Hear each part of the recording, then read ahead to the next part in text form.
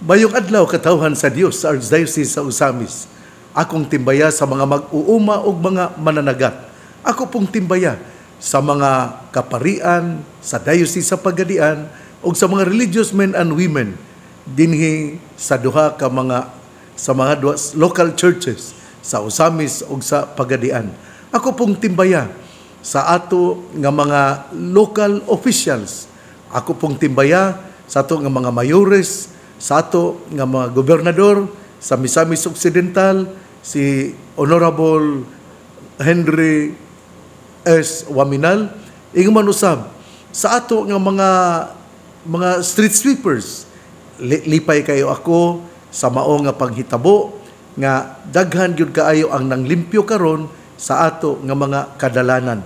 Nindot gyud kaayo ang og limpyo na gyud kaayo ang atong boulevard dinhi sa siyudad sa Osamis. Nalipay kay ako nga gilimpyuhan tungod kay ang ako yung pirming isulti mao, cleanliness is next to godliness. Kung limpyo galing atong siyudad, nagpakita kini nga limpyo ang atong kasing-kasing ug ang katawhan sa Osamis nagkahiusa ug doon na gayoy pagtambayayungay. Karong adlaw, adlong Lunes, Pebrero 17, mao ang ika-54 nga pagka-diocese sa Archdiocese sa Osamis. Laktod nga pagasulti atong hinumduman nga the territorial prelature of Osamis was erected on January 27, 1951. Mao na nga sa sunod tuig magsaulog kita sa ika-75 nga pagka-lokal nga simbahan sa ato nga Archdiocese sa Osamis.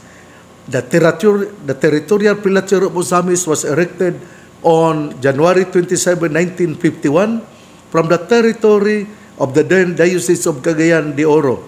This prelature covered the provinces of Lanao del Norte and Lanao del Sur and Misamis Occidental and the chartered cities of Iligan, Marawi, Oroquieta, Osamis, and Tangub.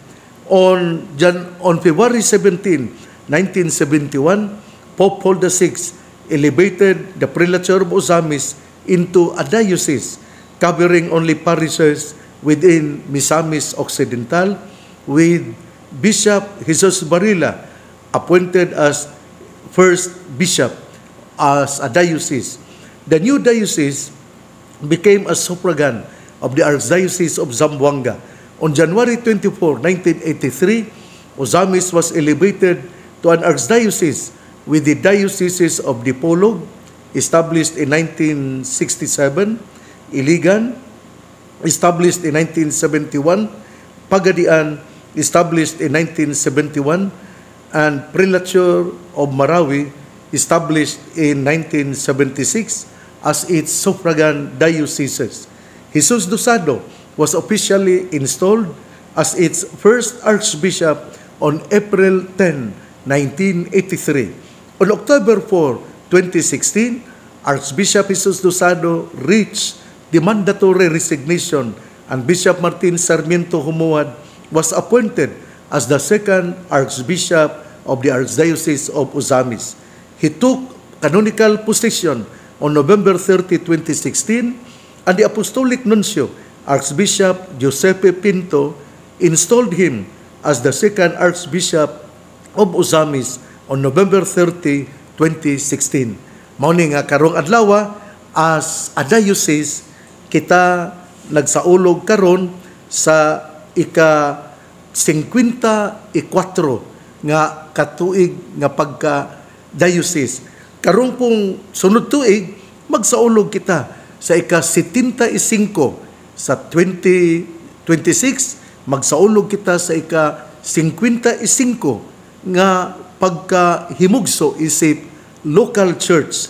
Sa ako nang ikasulti, nahimo kitang local church niadtong January 27, 1951 o sakop ang provinces sa Lanao del Norte ug Lanao del Sur.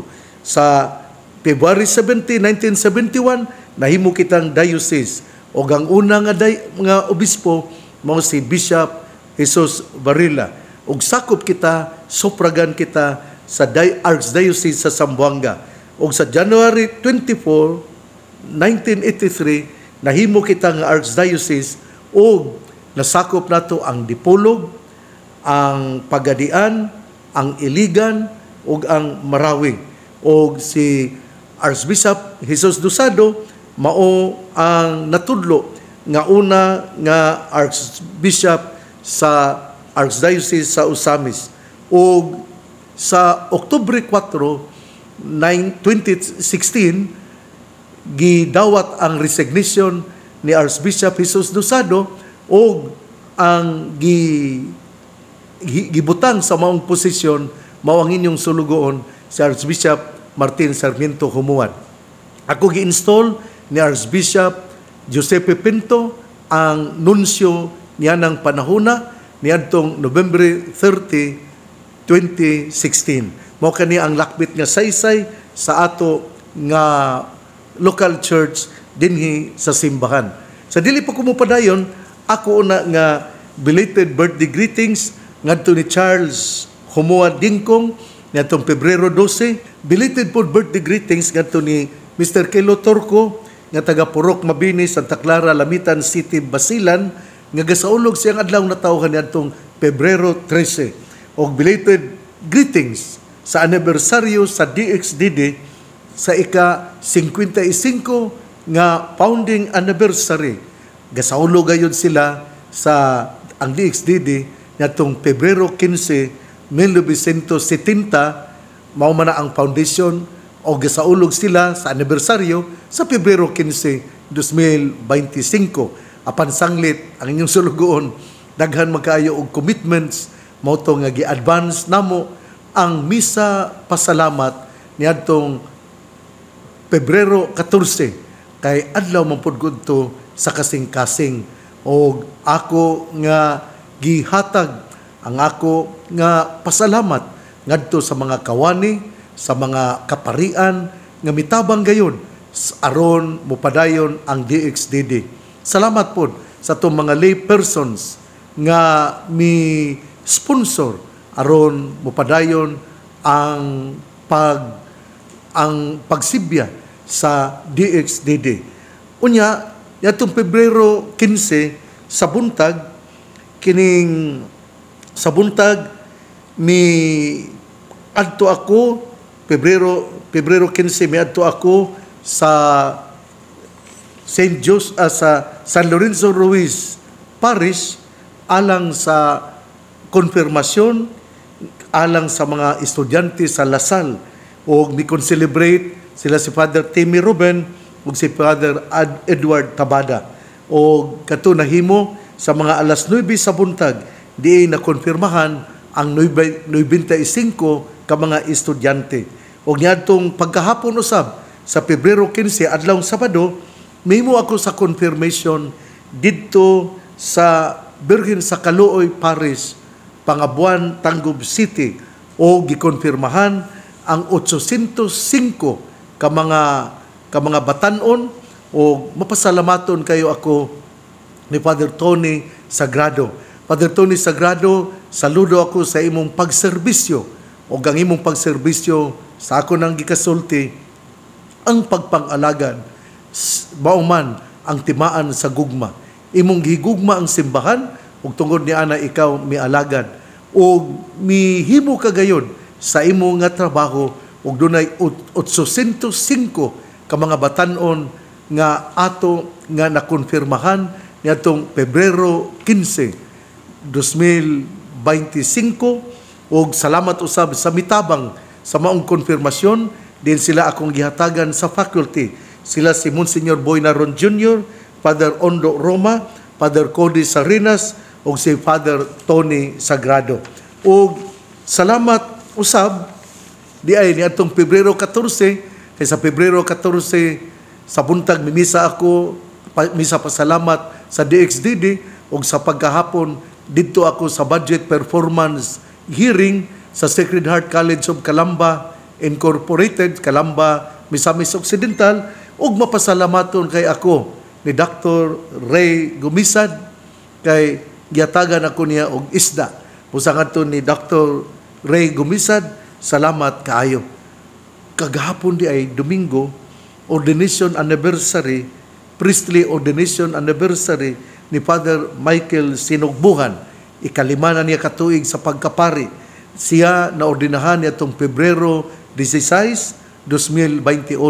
Busa usbon ko, congratulations, Reverend Father Michael Sinugbuhan, on your 5th priestly ordination anniversary.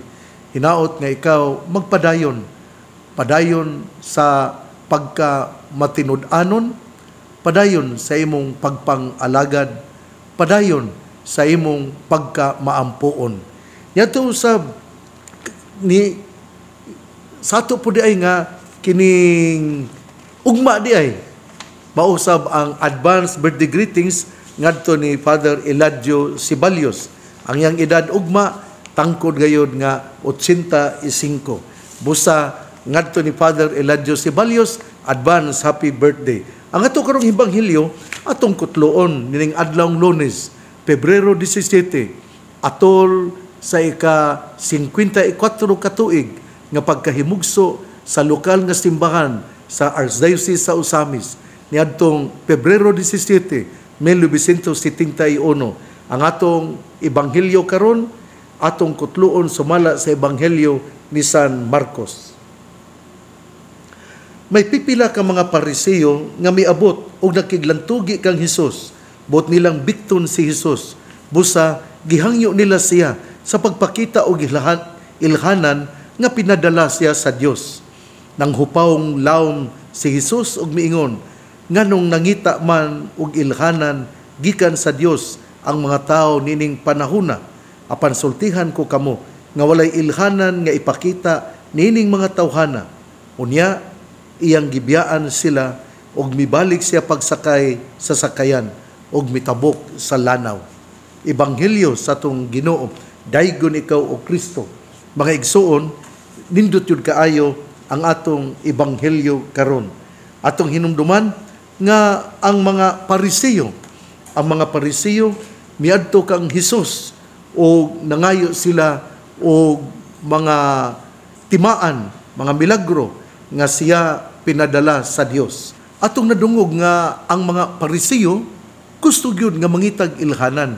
Kinigong mga Pariseo nangita silang ilhanan tungod kay gusto manggod ni sila kay ang ila nga kinabuhi ila man yun nga ipasundayag. Sanglit ilang ipasundayag, gusto sila nga pakpakan, gusto sila nga tahuron, gusto sila nga yukbuan, o gusto usab sila nga makitaan gayud sa mga tao nga sila mao ang kinatasan nga adunay dungog o kadungganan. Pero atong nahibaw-an nga si Jesus wala mangita o dungog o kadungganan tungod kay ang iyang gipakita mauman kun kinsa siya o kun kinsa siya ato mang makita nga siya di ay mao ang pinadala sa Dios. Wala mangita og recognition ang atong Ginoo. Apan ang gusto sa atong Ginoo mao nga pinaagi sa iyang kinabuhi ilang makita nga siya di ay mao ang matuod nga Dios ug matuod nga tao. Sa gisulti na nining Anawim pondering the word the Anawim way, dinhi miingon nga the demand of the Pharisees in the gospel reflects the attitude of the Pharisees nga they are trying to display who they are, and they like to advertise their holiness in question mark. The Pharisees are used to finding their fulfillment in being recognized as the holy ones, the blessed, the ones who teach the people the ways of God. If they were truly emptying themselves and waiting for God to fill them, they would have recognized God's presence in Jesus and would have rejoiced to welcome Him. But all they can see in Jesus is a threat to their reputation, and they are consumed with jealousy rather than filled with joy. Since they find their treasures in honor and public esteem, they feel that they must discredit Jesus. Therefore, even though He has done many outstanding miracles already, They demand another sign. They do not want to know the truth about Him. They want a test that He will fail so that they can justify their unwillingness to follow Him. Jesus knows that no amount of signs will be enough to change their hard hearts, and so He leaves them. Ang mga Pariseo, sirado naman og panghuna-huna. Kaya ang ilang huna-huna, sila ramang gayud ang balaan. Ang ilang panghuna-huna, sila ramang gayud ang adunay dungog og kadungganan. Busa, bisan pa kung muhimo og milagro si Jesus. Sanglit, nakahimo naman siya niadtong mga maaging mga adlaw sa mga milagro. Pero dili gihapon makita, na wala gyapon makit-i sa mga Pariseo tungod kay ang ilang gusto mao man gayud nga ila gayud nga i-discredit nila si Jesus aron sila maoy ilhon sa mga tao nga adunay gahom. Apan si Jesus sa iyang kinabuhi duna siya gahom tungod kay siya mao man ang matuod nga Dios ug matuod nga tao. Wala mo sugot si Jesus nga siya magmilagro tungod kay sirado naman ang kasing-kasing sa mga Pariseo ug sanglit sirado ang ilang kasing-kasing. Bisan pa kung maghimo siya og milagro, dili gayud sila mutuo kay ang ilang mga mata nabuta naman pod sa ilang kaugalingon nga panghuna-huna nga sila ra ang maayo, nga sila ra ang balaan, nga sila ra ang daygon sa mga tao. Busa si Jesus mibiya. Apan ato yung hinumduman ha, nga si Jesus mibiya apan mibalik pagsakay sa sakayan. Kini nindot kaayo nga simbolo nga si Jesus mubiya di ay sa mga tao nga dili mutuo kaniya. Wa na magpasabot nga kining dili na sila maluwas. Maluwas gapon sila kung ilang ablihan ang ilang kasing-kasing og mutuo kang Hesus. Apan kung ang tao dili mutuo kaniya, dili man pod mamugos ang atong Ginoo. Kay doon naman kitay freedom nga mudawat sa maong pagtuo. Pero ang nindot din sa akong nang gikasulti mao nga sa dihang mibiya si Jesus sa mga Pariseo, sa mga tao nga dili mutuo kaniya, mibalik siya sa sakayan ang simbolo sa simbahan nga gapasabot nga si Jesus magpabilin gayud sa sakayan sa simbahan aron mupadayon siya sa pagsangyaw sa maayong balita. Hinaot nga mao kini ang atong hinumduman. Wala muhimog milagro si Jesus tungod kay ang mga Pariseo sirado naman o panghuna-huna o dili naman sila makadawat nga si Jesus mao ang matuod nga Dios ug matuod nga tao. Sirado na ang ilang panghuna-huna nga sila ra ang maayo, nga sila ra ang balaan, nga sila ra ang angayan nga yukbuan sa mga tao. Apan si Jesus sayon nga daghan na siyang mga milagro nga nahitabo. Apan ngano man nga mangayo pa magmilagro ang mga Pariseo nga unta ila namang nadungog ug nakita ang mga milagro nga iyang nahimo. Usbon ko, ang taong sirado na o bias na nga puno na ang iyang huna-huna sa iyang gusto, bisan unsa pa ang imong isulti, dili na gyud kini makatarog kaniya. Para bitaw anang anak nga imong tambagan, pero kung dili gali maminaw nimo, bisan unsaon pa na nimo og sulti, dili gayud siya mamati. Pero ato lang hinumduman nga mupadayon kita sa pagsulti.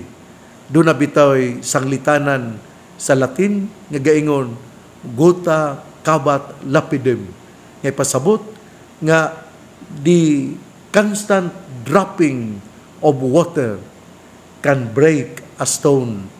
Muna nga padayon lang ta bisan kung sirado na ang panghuna-huna sa imong anak, padayon kita nga musulti sa maayo, atong lamdagan, atong iampo, nga ang Espiritu Santo, maabot siyang kinabuhi, gani ang lagit nga bato, mabuak man, pinagi sa hinay-hinay, nga hulog sa tubig. Hinautunta nga mao kini ang atong mahinumduman. Padayon kita nga muampo, labi na niadtong mga tao nga sirado og panghuna-huna, nga dili makadawat nga si Jesus mao ang matuod nga Dios ug matuod nga tao. Atong iampo ang mga misupak sa pagtulunan sa Roman Catholic Church nga unta sila makakita sa kahayag. Usbon ko, dili gayud makapugos ang Ginoo kung ikaw sirado na ang imong huna-huna. Kung ang imo nga desisyon mauna ang pagtalikod sa Ginoo, dili pod makapugos ang Ginoo nimo tungod kay duna ka may kagawasan ug ang imong kagawasan girespetuhan sa Ginoo. Ang mayong balita nga mao ang pulong ni Jesus, ang ayang pamation, pamalandungan ug paningkamutan nga mapuy-an. Bulahan ang tawo nga namati sa pulong sa Ginoo, sama sa kahoy nga gitanom, daplin sa usa ka sapa, kansang dahon dili gayud malaya. Tempo sa timbunga, siya mamunga. Igsuon, ugma na usab. Kagahapon di ay Domingo, sa mga 2:00 sa hapon, didto ako sa parokya sa Holy Cross Parish sa Talairon, Oroquieta City, Misamis Occidental, o ilang kura, mao si Reverendo Padre Cody Sarinas. Hinautunta nga ang mga batanon nga akong nakonfirmahan sa kanunay magpuyo sa kinabuhi sa grasya ug mamahimo nga maayong mga tinun-an og disipulo sa atong Ginoo. Padayon kita nga mulawig, padayon kita nga muhimo sa atong pagka maayo nga tao, padayon kita nga mupakuyanap, musangyaw sa maayong balita, bisan anaa kita sa kalisod, bisan kun usahay kita kritisayson, usahay kita murag istoryahan og dautan, pero isip disipulo sa tong Ginoo, padayon kita aron mahimo gayud nga lig-on ang atong pagtuo ug tungod ni ana kita makapaambit sa atong pagtuo ngadto sa atong isig katawo. Ako tag kamong dasigon nga muari gayud sa ato nga kuta shrine, mudagkot sa kandila, atong ipakita sa mahal nga Birhen Maria ang atong gugma ngadto kaniya. Ikaw nga ga-birthday, dagkot og kandila ngadto sa kuta shrine. Ikaw nga adunay mga intensyon, adtua si Mama Mary, istoryahe sa imong mga kalisod, sa imong mga kaguol. Ikaw nga asawa, nga magul-anon tungod tingali sa imong bana, nga murag walay goal, walay pagdasig kanimo, ug daw imong nabati, nga dili timos ang iyang gugma. Adtua si Mama Mary, sultihi si imong mga kalisod. Mausab sa bana nga iyang napalgan nga ang iyang asawa nagluib kaniya. Adto si Mama Mary, istoryahe. Hinautunta nga ang ato nga pagsalig sa Ginoo, nga ato usab nga gihatag ni Mama Mary, mamahimo kining tibuok. Ang pangaliya sa mahal nga Birhen Maria, nga gisangpit sa mga misamisnon nga birhen sa kuta, ang Ginoo magapanalangin kanatong tanan. Sa ngalan samahan sa Anak ug sa Espiritu Santo. Amen. Mabuhay tayong lahat, magampo kita, kay ang pagampo mao gayud ang mudala kanato sa maayong nga dalan. Mulig-on sa tong pagtuo ug mudala kanato aron adunay kausaban nga mohitabo sa atong kinabuhi. Pagampo ayaw talikdi ang Ginoo. Sa dili pa ko mutalikod dinatong pamalandong sa adlawng Lunes, Pebrero 17, 2025, ako usa nga pasalamatan ang mga tao nga mitimbaya og mihatag o mga in-kind aron maselebrar, aron mahatagan gayod og dako nga kasaulugan ang ika-55 katuig pagkahimugso sa pulpito sa kahanginan. Akong pasalamat ni Vice Mayor Simplicia Bebe Neri nga mihatag yun og litson. Salamat kaayo ha. Niadtong Pebrero 14, salamat kaayo. Unya sa pagka Pebrero 15, ako pong pasalamat ngadto ni Ma'am Jocelyn Cañada nga mihatag og 15 ka buok manok aron masaw-an o mamahimo nga selebrasyon sa kasaulugan sa ika-55 katuig nga pagkahimugso sa pulpito sa kahanginan. Busa ngadto sa Goldie Chicken, salamat kaayo sa imong pagpadala sa mga manok. Ug ingon man usab ni Victoria Maratas, ang ako nga amiga dinha sa parokya ni Senyor Santo Niño sa Tabid nga nagpuyo dinha sa Balintawak, Ozami City, ngadto ni Victoria Maratas. Salamat kaayo. Wa lagi ko nimo dadig manok ngadto ra man lagi sa kining DXDD. Ay komedya ra. Kanang salamat kaayo Victoria nga ikaw manggihatagon o nalipay kaayo ng atong mga kawani dinha sa DXDD. Dili po nako kalimtan ang mi-offer og salad nga gisaw-an usab sa mga kaparian niadtong Pebrero 14, 2025 kay paghuman gyud sa misa pasalamat do na po'y salo-salo nga gihimo din ang mga kaparian ang mi appeal o mi celebrate. Akong pasalamat ni Ma'am Juliet Puluyapoy nga mihatag og salad. Ma'am Juliet, ang tanan nga kaparian mikaon gayod og busa salamat kaayo. Ninyong tanan, ipadayon na to pag-ampo ang DXDD, ang pulpito sa kahanginan, tungod kay ato kining obligasyon nga mupakuyanap o musangyaw sa mayong balita. God bless, mabuhay tayong lahat.